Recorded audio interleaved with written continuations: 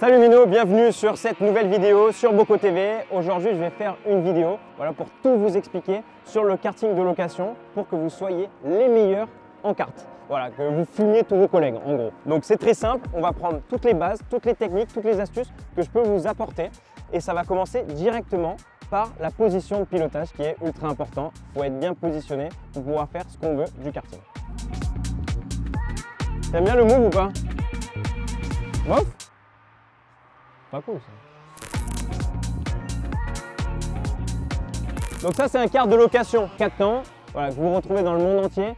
Quand vous allez faire pendant les vacances un kart avec les collègues, c'est souvent avec ce style de karting. Donc là c'est très simple. Alors parfois on peut bouger que le siège. Donc là on peut bouger le siège d'ailleurs. Parfois on peut bouger que les pédales. Bon, et ici on peut bouger les deux. Donc l'objectif pour moi ça va être d'abord de faire la position du volant. Donc si par exemple je me mets tout au fond, là je suis trop loin, donc je ne vais pas arriver à bien tourner parce que je serai déjà embuté et je ne vais pas avoir assez de force. Donc là il va falloir que je m'avance un petit peu. Après je suis petit moi, donc là je m'avance au maximum parce que moi ça me convient là le maximum pour avoir assez de force, pas avoir le bras tendu. Et ensuite après on va faire les pédales. Donc si les pédales quand tu t'es avancé trop, t'es pas à l'aise du tout. En gros là pour moi c'est trop proche. Pourquoi? Parce que j'ai les genoux qui touchent quasiment le volant et je sens que c'est trop proche tout simplement. Donc il faut une position à l'aise. Par contre si c'est trop loin, tu vas avoir le bassin qui va se décoller un petit peu du fond du baquet. Donc là faut pas que ce soit trop loin. Donc bon là moi je mets au maximum et du coup c'est ce qui me convient bien parce que du coup j'accélère. Les jambes sont un petit peu pliées et je suis pas en train de me désaxer justement pour accélérer à fond ou être sur la pointe des pieds pour accélérer à fond. Donc une fois que la position est bien faite, normalement tu as l'appui ici où tu peux bien poser ton dos. Donc ça sert à rien de piloter décollé comme ça. Du coup tu vas avoir ton corps qui va bouger, tu vas pas bien, tu vas forcer sur les bras, etc. Donc là il faut bien se poser derrière. Et comme ça va te permettre d'économiser un maximum ta puissance, ta force sur le long terme pour être précis tout au long de la session.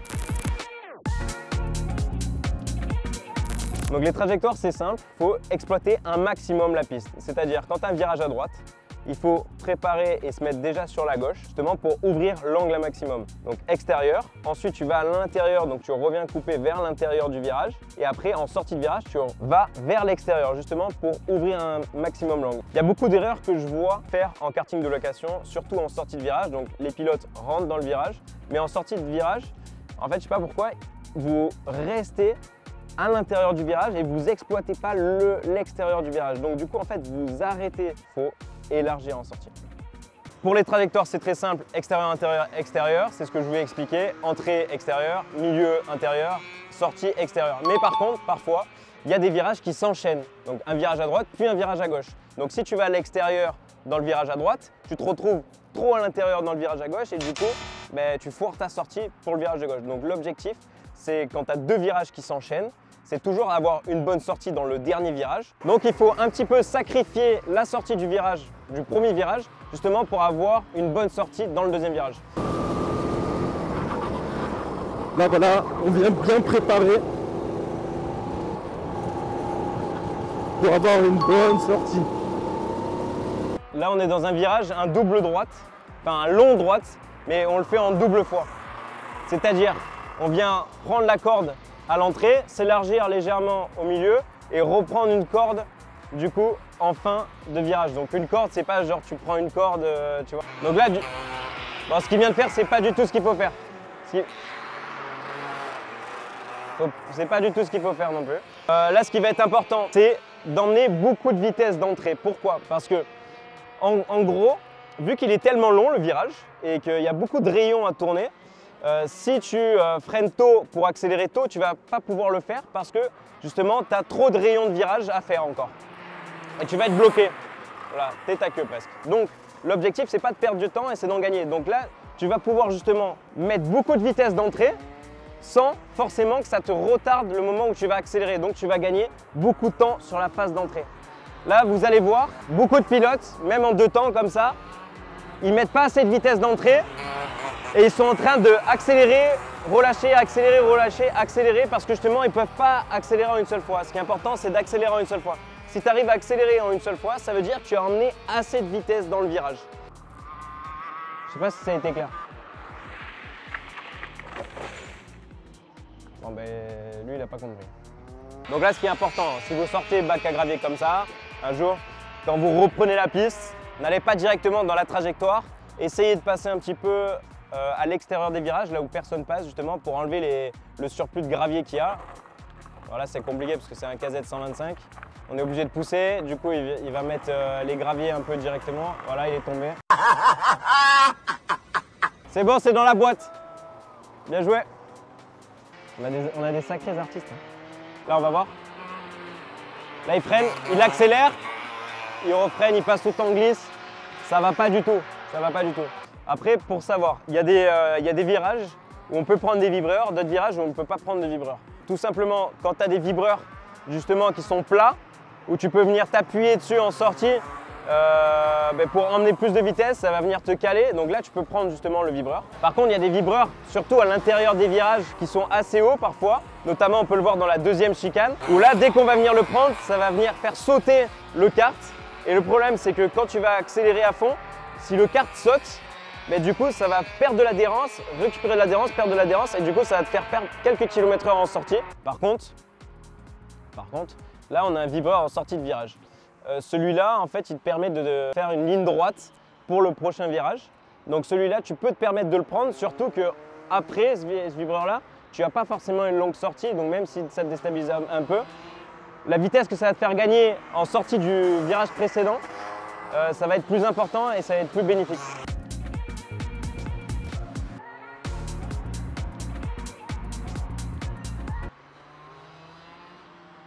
Tu m'as fendu le cœur, Erwan.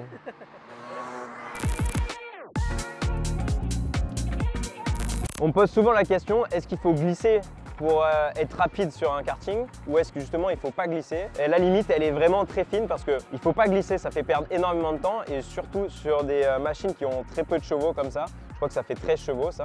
Donc à partir du moment où tu vas glisser, ça va venir stopper le kart et pour repartir, ça va être très compliqué.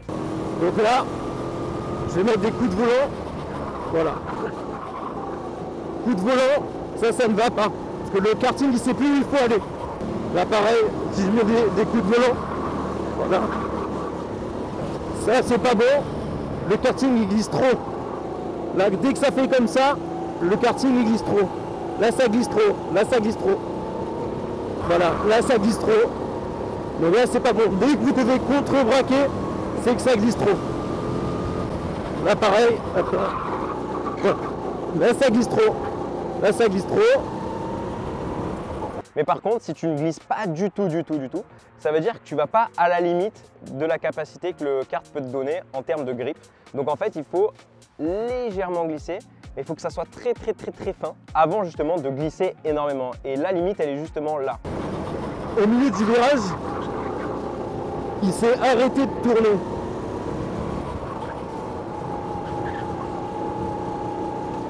Si le volant se remet droit, pendant le virage, c'est que c'est une légère dérive. Par contre, il ne faut pas contre-braquer.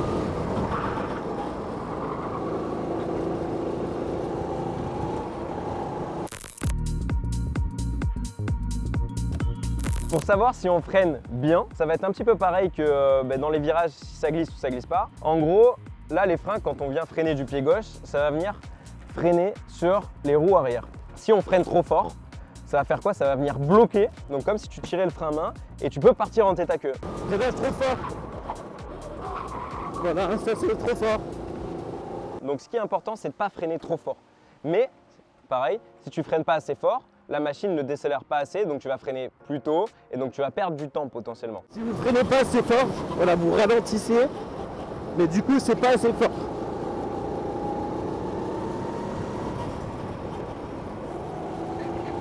Alors ça peut aller quand même vite, c'est moins pénalisant que freiner trop fort.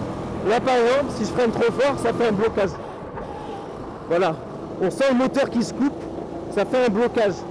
Donc quand tu vas freiner, surtout dans des gros freinages, je ne parle pas des petits freinages, mais je parle des gros freinages où tu as une longue ligne droite, freinage et une épingle, où là vraiment le frein va être très important. Là justement, il faut freiner à la limite. Donc la limite, ça va être le moment où il y aura des micro-blocages, mais que la roue va continuer quand même à tourner. Et donc là, tu sais que tu es à la limite. Et normalement, tu peux entendre aussi des petits bruits du pneu qui vient micro-bloquer. Ça fait comme ça, mais ça fait pas un gros. Ça fait un petit comme ça. T'as compris? Freinage efficace.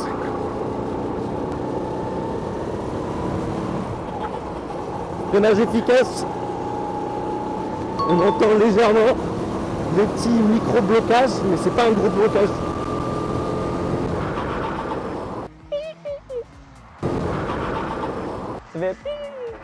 Et ce qui est très important aussi en karting de location, vu qu'il y a très peu de chevaux, c'est pas forcément d'aller freiner tard, mais c'est de freiner au bon point qui va te permettre d'accélérer le plus tôt possible. Plus tu vas accélérer tôt, plus tu vas être rapide avec ces machines. Voilà. Donc là, quand on entend bap, bap, bap, bap, c'est typiquement, il est en train de pomper sur l'accélérateur, justement parce qu'il n'a pas emmené assez de vitesse et il a encore trop de rayons à faire dans la suite du virage. Donc là, pour contrer ça, il faut tout simplement qu'il freine plus tard ou qu'il freine moins fort et qu'il emmène la vitesse plus loin dans le virage pour accélérer en une fois. Un point ultra important, c'est l'anticipation. Il faut anticiper les gars. Quand tu vas piloter dans n'importe quoi, ou même sur la route ou quoi, sur circuit, il faut anticiper, il faut regarder très loin, il faut regarder loin devant. Déjà, quand tu as d'autres karting, ça permet d'éviter des crashs potentiels. Voilà, en gros, c'est mon conseil du jour ou de la nuit, peu importe si tu roules de nuit ou de jour. Ah oui, ultra important, quand vous pilotez, faut que vous économisez de l'énergie. C'est-à-dire qu'il ne faut pas que vous soyez en train de serrer fort le volant, en train de mettre des à-coups, etc. Il faut que vous soyez calme. L'accélérateur, le frein, pas brusque. Le volant, pas brusque non plus. On pilote très très fin. Donc vous voyez, le volant, il faut conduire fin. Pas de mouvement brusque. On essaie de mettre une rotation de volant, freinage, hop là, volant, on braque, on accélère. Hop là, freinage, on braque, on accélère. Le but, c'est d'être le plus propre possible. Déjà, le sport auto, c'est comme ça de base. Et en plus, c'est encore plus important quand tu as très peu de chevaux dans un karting. Et justement, l'élan que tu vas prendre dans le virage, ça va te permettre d'avoir 1-2 km/h en plus pour la sortie, et ce qui va te faire gagner du temps. Et en fait, je m'étais levé pour démarrer, mais du coup, je me rassois. Attends, mais je m'étais levé pour démarrer, mais du coup, je me rassois. Putain, mais j'ai pas démarré. Faut que je me relève pour redémarrer.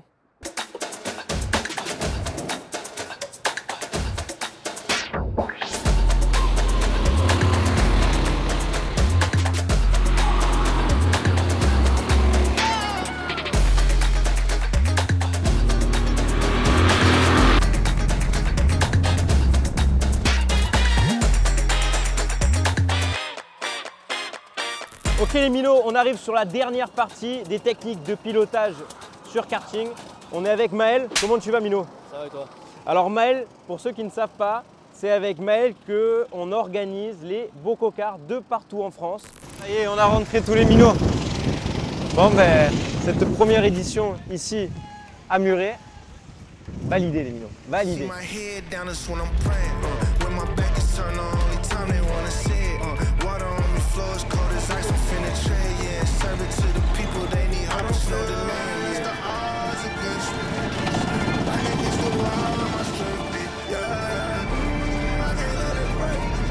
D'ailleurs, on vous met le calendrier de la saison 2025 juste ici. Et vous pouvez bien sûr vous inscrire dans le lien en description et avoir toutes les informations en plus. Parce qu'il y aura toutes les informations, tous les kartings. C'est un Tour de France qu'on fait. C'est un Tour de France amical. Amical, on se régale. D'ailleurs, vous pouvez utiliser cette vidéo pour vous améliorer, pour vous perfectionner et pour faire le meilleur résultat possible lors des prochains Bococars. Là, on va se mettre en situation un peu race. Du coup, tu seras avec moi. Yes. Je vais te faire des dépassements, je vais te faire des blocages justement pour savoir protéger sa position quand il y a un pilote derrière qui met la pression et qu'on ne veut pas qu'il nous dépasse tout simplement. Ou tout simplement dépasser un autre pilote. Donc il y a plusieurs possibilités. Il y a le bloc pass. Ça c'est un peu chaud le bloc pass. En gros, tu arrives de très loin, tu prends beaucoup de vitesse, tu te mets à l'intérieur et tu viens le bloquer. Lui il veut tourner mais il ne peut pas parce que tu as mis ton kart à ce moment-là. Et même si tu vas beaucoup moins vite à ce moment-là, il ne peut pas te traverser parce que tu n'es pas un fantôme. Donc forcément, il va être bloqué et donc c'est le bloc pass. Après, il y a des trucs beaucoup plus simples où tu es juste derrière et tu viens justement sans trop faire un bloc pass, mais tu viens te mettre à l'intérieur. Ensuite, après, en défense, on peut avoir le pilote qui arrive derrière, qui freine trop tard, qui dépasse. Toi, tu freines un peu plus tôt, tu recroises en sortie, tu accélères plus tôt et tu peux le redépasser comme Passe ça. devant, mais pas longtemps. Pas longtemps, exactement.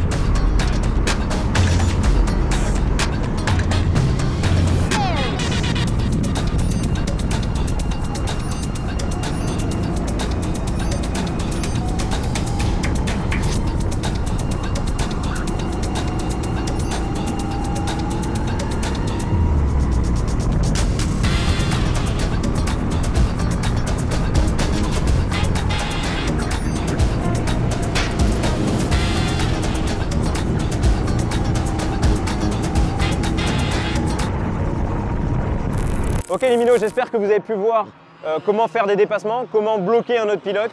En vrai, faut pas hésiter pour faire un dépassement, il faut rentrer à l'intérieur, bloquer le pilote, il peut pas nous traverser dans tous les cas. Et puis surtout, il faut prendre confiance, il faut être à l'aise avec les freinages. En tout cas, ce qui est sûr, c'est que des kartings, forcément, j'en fais souvent. Sur différents circuits, il y a des différences entre certains kartings, ça peut aller à 5, 6, 7 dixièmes d'écart. Donc vous prenez pas trop le chou. Vous pouvez changer de karting entre les collègues voilà, pour remettre les pendules à l'heure. J'espère en tout cas que la vidéo vous a plu, que ça vous a appris beaucoup de choses et que vous allez pouvoir tordre tous vos collègues en karting désormais. Et puis on se dit à très vite sur Beau Côté pour de prochaines vidéos. Ah mais j'arrête avec ça, je vais faire la vague cette fois-ci.